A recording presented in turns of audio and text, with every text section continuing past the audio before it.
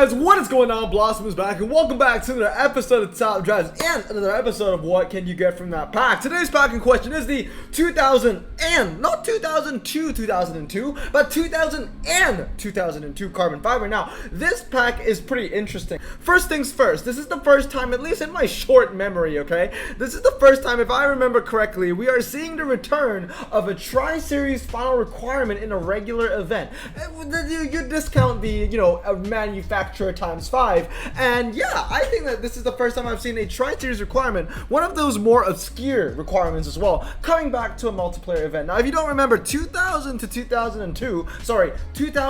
and 2002, no 2001 cars allowed, was the Tri-Series final requirement for the Peugeot, I think, HDI FAP? I was gonna say 907, I can't remember if it's 907, even though I love Peugeot, right? So Fanny, but no, I hate Peugeot, but yeah, I think it was the Peugeot HDI FAP. That was the requirements, 2000 to 2002, and it's been a while, man. It's been a while. Like, it was July the 4th when that car was given out, so way more than 6 months ago. Now, I'm really interested about this because usually every time there's a special requirement that is used for a Tri-Series, we never see it again. For example, the Peugeot 208 WRX finals, right? The one with the Continental carbon fiber of the BMWs and the Bentleys and the sedans and the performance tires only or whatever it was. We never saw an event that used those requirements again.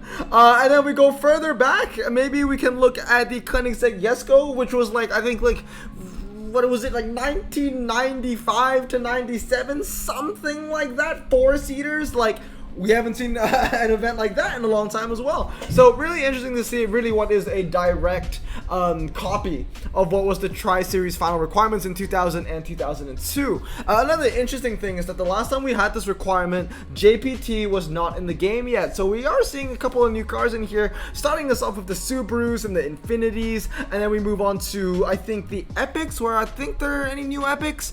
Yes, there's one Subaru new Epic, and the legendaries stay the same. But anyway, you guys know how it's gonna go. I'm gonna review every car in this pack and tell you, I bit my tongue for a second, that hurt.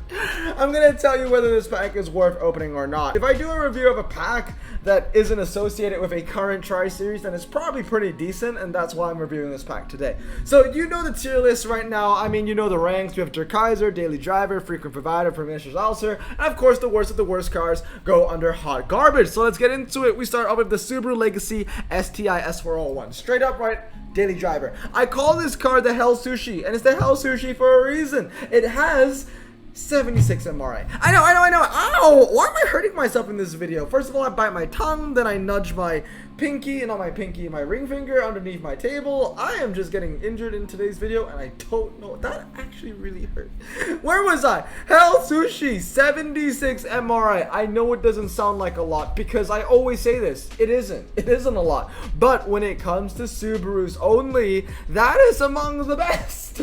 Because most Subarus in the game have their MRAs of under 70, some even under 60. So having 76, and while I like to call it Hell Sushi, this is my go-to Subaru dragster. I have one 996, and it gets 4.80 to 60 with a relatively high top speed for a Subaru. Like I said, not a dragster outside of the Subaru cause, but within the Subaru niche, this thing actually, it hauls value, man. 1 mile, half mile, Tokyo drag.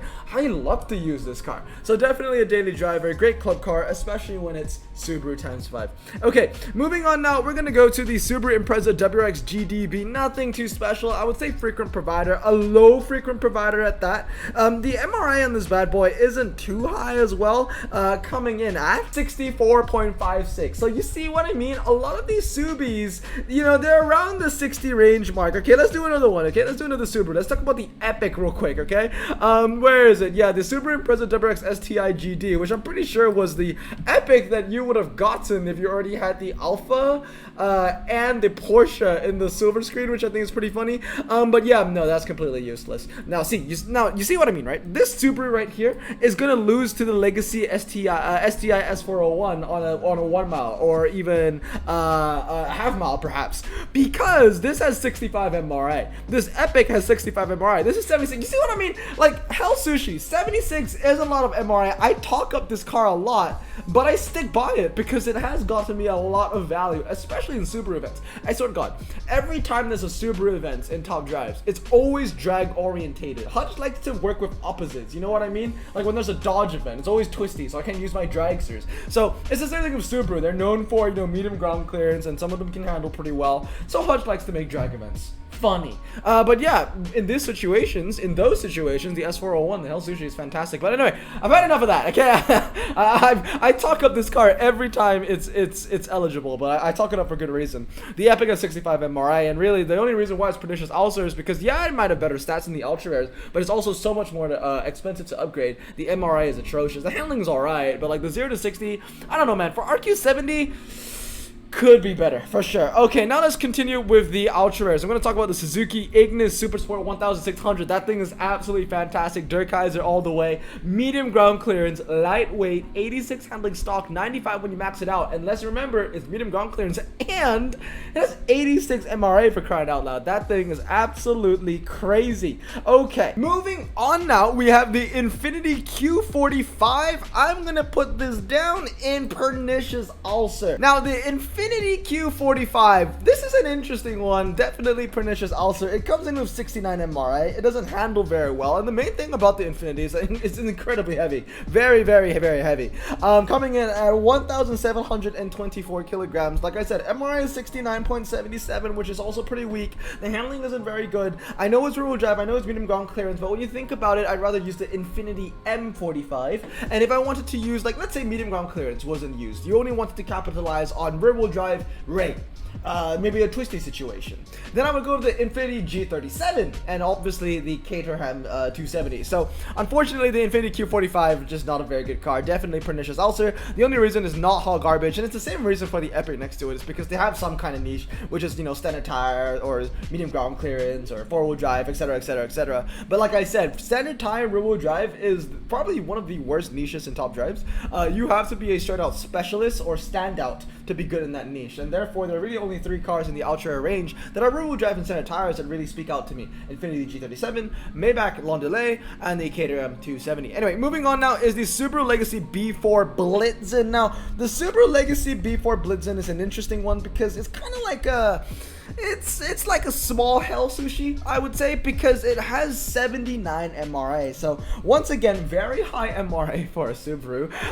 You know, close to 80, which is almost unheard of for this manufacturer. But the main problem why it doesn't hit daily driver is because the S401, the Hell Sushi, is still the better car because of the 0 to 60 difference of being half a second. You know, the Hell Sushi handles a little better and it has a higher top speed. The Blitzen is a bad car by any means. I have it 996 and it still gets me value because it saves me a lot of RQ. But the main thing about this Subaru, and a big problem about it, is the 0 to 60 is really weak and the top speed is low, coming in at 142. I know that I said that 150 on the Hell Sushi is relatively high at 150, but when you think about it, 150 for a Subaru is pretty high.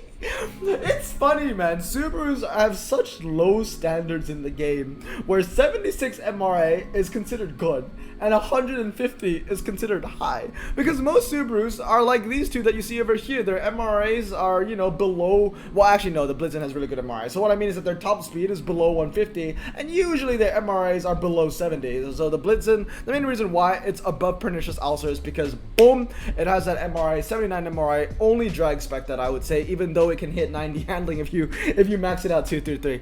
All right, moving on is the Acura NSX, and I'm gonna put it under daily driver. One of the best American hybrids, I would say. The MRI, if I remember correctly, because I've reviewed this car many times already, should be 72, 74. Yeah, 74 according to Top Drives Club. I have the pictures here on my phone. You know, really good stats when you max it out. 4095 with a high top speed. It's also a relatively light car, coming in at 1410 kg stock before you upgrade it. Okay, moving on is the Acura RSX. The Acura RSX I'm going to put on the frequent provider. See, once again, if it comes to medium ground clearance, you know, twistier standard tire cars, the Acura RSX is what I would like to use. For 2 RQ less than the Infiniti Q45, you're getting 7 more handling. Now, I get that the 0 to 60 difference is 6.0 to 6.9. Yeah, and the MRA on the Acura RSX is very weak, 62. So the main thing of why I'm putting the RSX in frequent provider is because it's very cheap to use. It handles very well. well, and it has medium ground clearance. 89 handling, medium ground clearance. When you think about it, it's kind of like the Cadillac ELR, you know, when it used to be medium, but obviously the ELR has gotten nerfed and now it's low. But the RSX brings back that medium ground clearance that ELR used to have with the same handling at 89. So definitely I would use the RSX a lot more than the Infiniti Q45, and that's why I put the RSX slightly higher on the frequent provider.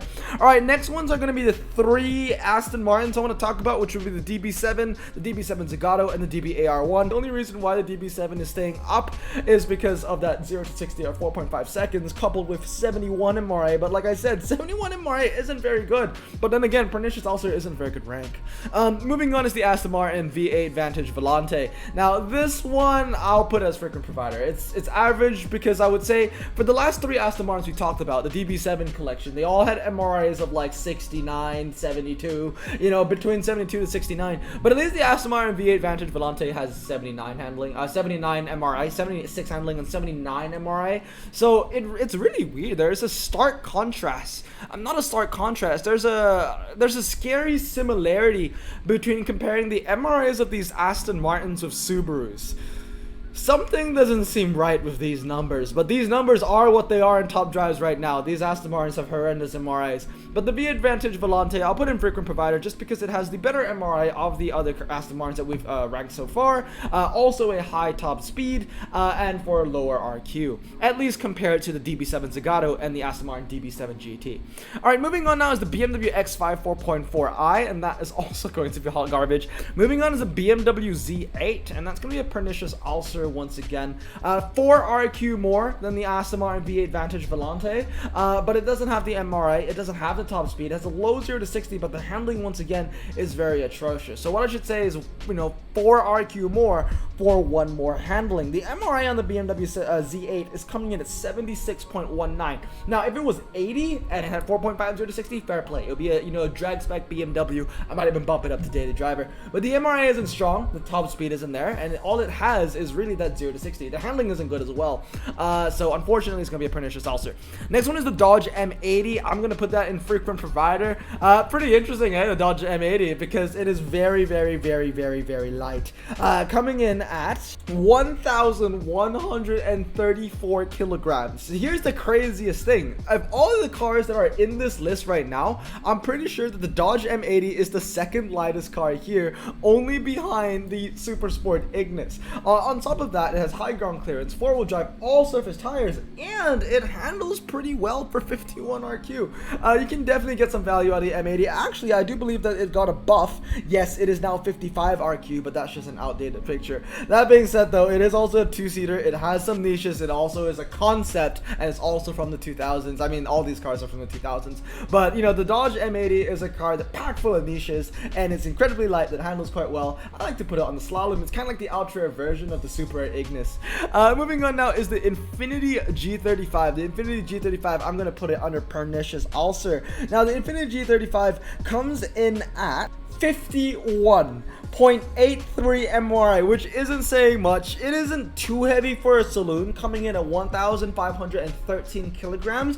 The 0 to 60 is decent, and the handling is, it's a bit of a jack of all trades car, but a master of none. And unfortunately, it just misses the mark everywhere, and therefore I'll put the G35 under Pernicious Ulcer. Alright, now we've talked about a lot of, you know, pretty sus cars in this pack so far, but now we need to talk about some no-brainers. The Lotus 340R and the Lotus Exige S1, both coming from the 2000s. Absolutely fantastic cars. They're both incredibly light, they both handle incredibly well, and the Exige S1 is coming in at 77 MRA, if I remember correctly, according to Top Drives Club. Yep, 77.94 MRA, and the Lotus 340R at 58.82. But once again, when it comes to the Lotus 340R, you never talk about the MRA. The lightweight, the 0 to 60, and the handling is all you care about on that bad boy. Alright, now we move on to the Mazda RX-7 Spirit R and the Mazda RX-7 Type RZ. Both of them handle quite well, and they have low 0 to 60s for 51 RQ. I would say that both of them are really just average Japanese cars. You can get value out of them when you need them, but it isn't, you know, necessary to use them all the time. Next up is the Pontiac Trans Am Firebird. Is going to be hot garbage for sure. This thing is absolutely useless, man. It's low ground clearance, not like the medium ground clearance white Trans Am, which is 55 RQ, and the MRA on this thing is pretty atrocious as well, coming in at an MRA count of 65.97. No handling, the top speed just isn't high enough to be considered a dragster, and the 0 to 60 isn't low enough to be considered a dragster either. So once again, much like the Infiniti, it's a jack of all trades, master of none, and it misses the mark absolutely everywhere. Moving on is the Porsche 911 Carrera Cabriolet, and that's going to be a pernicious ulcer. The handling is pretty good, and that's about it. I mean, honestly, the handling I would say is pretty average, 458 RQ. Moving on is the Volvo V70R, is also going to be pernicious ulcer. The only reason keeping the V70R not from hot garbage is the fact that it's four-wheel drive, medium ground clearance, and it has 82 handling, so slightly above 80. But the 0 to 60 is really weak, and the MRA on the Volvo is also really bad, coming in at 61.39. Alright, now let's move on to the epics. The first one is going to be the Audi RS4 Avant. It's coming in at 1,620 kilograms with 70 MRA. I'm going to put it under pernicious ulcer, to be honest. Once again, 83 handling four-wheel drive for a 75 RQ epic isn't good enough. I know that the 0 to 60 is alright, and I know it's medium ground clearance, I know it's in the state, but when you think about it, the Volvo V70R, another four-wheel drive medium ground clearance estate, has one handling less for literally an inverted RQ, you know, 75 to 57. What's the difference in that? Like 18. Is that 18? 18. I think it's 18 RQ difference. Like it's absolutely just mental. Now moving on is the Dodge Viper GTSI concept. That's gonna be daily driver for sure. You get a lot of value out of this car. 91 MRA, amazing handling, concept tag, 200 miles per hour, and 3.90 to 60. The only reason keeping it away from daily driver is the fact that, you know, the other Dodge Viper SRT10 is just a much better car. Not a much better car, a slightly better car, but in every way, making it a much better car. Then we have the Ford Mustang SVT Cobra R. Man, this is a tough one. Am I gonna still put it in daily driver? Because I feel like this has always been a daily driver car, right? Because it's 68 RQ with 99 handling when you max it out. High top speed and an okay 0 to 60. The problem with this car is that it now is being constantly plagued by the Infiniti Emerge. So where am I going to rank the SVT Cobra now? Is it still a daily driver with the Emerge, or does the introduction of the Emerge, you know, knock down its stocks? And I think it kind of does, putting the SVT Cobra at a high frequent provider. Now moving on is the Lotus Esprit V8. That's going to be hot garbage. I think the only thing good about the Lotus Esprit V8 is the MRI, and according to Top Drives Club, it has an MRI count of 84.21. Still not very good. Still going to lose to ultra dragsters, especially on the quarter mile to cars like the Charger 3, or maybe on the 1 mile to cars like the Roof BTR, the TVR Tamora. So yeah, 84 MRI. I know the handling is pretty decent, but once again, it's just trying to beat everything and failing at everything at the same time. Then with the Mitsubishi Lancer Evo, that's going to be a frequent provider. The main reason is it's a pretty decent car, decent handling in the low 0 to 60, four-wheel drive and medium ground clearance, but the only reason why I'm not ranking it any higher is because of the Evo 9, the Evo 10, and of course the Evo 8 price card. Moving on now is the Porsche Carrera 4, and that is going to be a pernicious ulcer. Not much to say about this car. It comes in with 75.76 MRA, 75.76 MRAs I should say. It's relatively lightweight, to be fair, coming in at 1,375 kilograms. The handling isn't, you know, that amazing, and the 0 to 60 is actually very weak for RQ68. So unfortunately, it's a pernicious ulcer. Then with the Roof RGT, which is a frequent provider, it's I don't know, man, like the 0 to 60 on the Roof RGT is very weak. 4.6. I mean, the Lotus Evora, the Lotus 340R has a lower 0 to 60 with a much less RQ. Now I know I shouldn't be comparing those two cars, but once again, 4.5, 4.6, that has some value in trying to say that the Roof RGT has a very bad 0 to 60. That being said though, 85 MRA, 85 handling is respectable for a dragster, but this really is a through and through 332 car, and the main reason why it's a frequent provider is because it does have that killer combination of a high top speed and, I mean, fantastic MRI. 190 miles per hour is the top speed, and it comes in with 102 MRA. One of the few roofs in the game that hasn't gotten its MRA absolutely chopped in half by an update. Moving on now is going to be the Spiker and the TVR T350. Both of these cars are completely falling under hot garbage. These are really expensive investments that won't give you a lot of value. And then we have the Volkswagen Phaeton, which I'm going to put under daily driver. It is a saloon that handles relatively well with medium ground clearance, standard tires in four-wheel drive, has a relatively high top speed for a standard tire car within its niche, and the MRA is better against other Volkswagens in its category, coming in at 68 98.46, better than the RTN and the CC, which really is its main competitors. In terms of MRI, the other two cars have better handling. But yeah, moving on now is the Acura DNX, and once again, I'm going to put the Acura DNX. Oh, my mouse is just going all over the place. Where did it go? I'm putting it under Der Kaiser. I know some people might disagree with the Acura DNX over here, but I feel like this car is chock full of niches. Four-wheel drive concept, American, that's also a saloon, has a relatively okay 0 to 60 high top speed, and it handles quite well for a four-wheel drive car, coming in at only 83 handling. When you think about it, a lot of GTRs, which are much higher in RQ, coming in at 88 to 91, around those ranges, have, you know, handling counts of what, 86, 88? Like, for 87 and 83, I would say it's, you know, it's pretty impressive. The Lamborghini Diablo 6.0 is coming in at pernicious ulcer. It's just an absolutely horrendous car to look at, and it's a horrendous car to have in the game. No MRI on this thing either. Most Diablos are known for their MRI, but not the Diablo 6.0, coming in at 79.42 MRI. It doesn't handle for a legendary. It's got an atrocious 0 to 60 for a legendary. When you think about it, a lot of epics kind of can mirror that 0 to 60. So why would you get this 3.7 0 to 60 in a legendary when you can get it in an epic, which is easier to upgrade compared to a legendary? High top speed, but you know what, 79.42 MRI, I'm moving it down to hot garbage, straight up. It's just straight up hot garbage. And then we have the two Zondas. These two Zondas once again are going to be their Kaisers. I don't know why my mouse is being so weird. Let me move you up as well. Where's my other Zonda? Here it is. Both of those cars are really strong. They both have 107 MRA. They have the same 0 to 60, the same handling, the same top speed. The only reason why one has one more RQ is because of traction control. If I remember correctly, the Zonda S doesn't have traction control or ABS, but the Zonda 7.3 has traction control and ABS. That being said though, the Pagani Zonda S is the lighter car.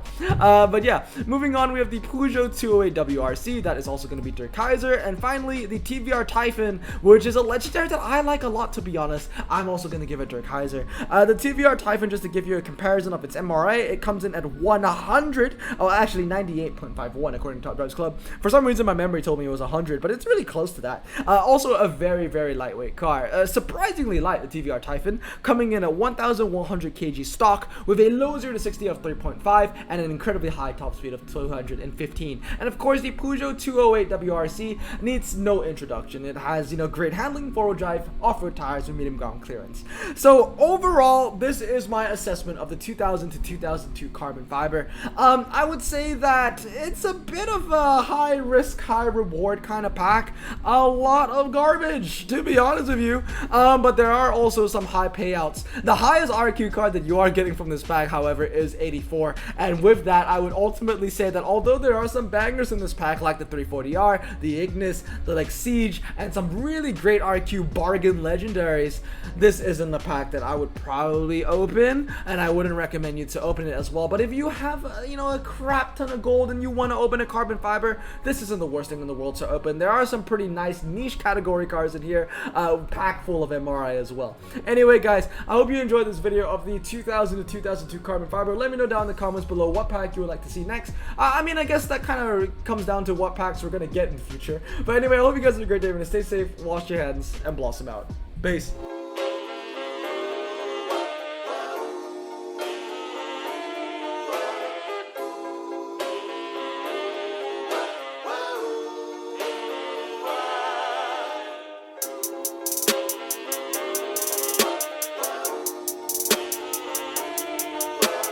Bro, this song just makes me so happy. Me too. Imagine being Asian in the 50s, looking nifty, leather jacket, looking sleek, look like Presley, look so deadly. Got a jukebox back at home, feeling jazzy, turn it on and play it slow, like the movies with the ladies. They so fine. Imagine being Asian in the 50s, looking nifty, leather jacket, looking sleek, look like Presley, look so deadly. Got a jukebox back at home, feeling jazzy, turn it on and play it slow, like the movies with the ladies. They so fine. Sit back, relax in my Bonneville Pontiac. Hold tight all night, cruise to Jacksonville Atlantic. Blonde hair, don't care, look like Leslie Brooks. Pin up girls everywhere with the drop dead look. Swing it